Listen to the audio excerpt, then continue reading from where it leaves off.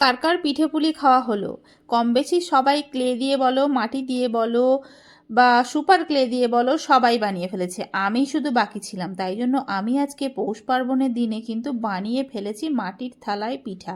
পিঠা আমি তৈরি করতে পারি না, কিন্তু ক্লে দিয়ে আমি বানানোর চেষ্টা করেছি। প্রথমে একটা মাটির থালা তৈরি করে নিয়েছি, তারপরে তৈরি করেছি কয়েকটা বাটি আর একটা প্লেট, যেখানে আমি পিঠেগুলো রাখবো। প্রথমেই বানিয়েছি ভাপা দুধ পুলিও কিন্তু বানিয়েছি। আর পাটিসাপটা না হলে কি আর পিঠে পার্বণ জমে, তাই না? তাই পাটিসাপটাও বেশ অনেকটা ক্ষীরের পুর দিয়ে বানিয়েছি। আর তার সঙ্গে থালাটা কিন্তু আমি একটু কারুকার্যও করে নিয়েছি। আর হ্যাঁ, একটু গুড়ও নিয়ে নিয়েছি, যাতে গুড় দিয়ে বুড়িয়ে ভাপা পিঠে বা পুলি পিঠে খাওয়া যায়। আমার এই পিঠে বানানোটা কীরকম লাগলো তোমরা কিন্তু অবশ্যই কমেন্টে জানাতে ভুলবে না। অরিজিনাল না বানাতে পারি, ডুপ্লিকেট কিন্তু আমি বানিয়েই ফেলেছি। এটা আমি বাড়িতে সুন্দর করে সাজিয়ে সবার বাড়িতে আমি থালা সাজিয়ে পাঠিয়ে দেবো।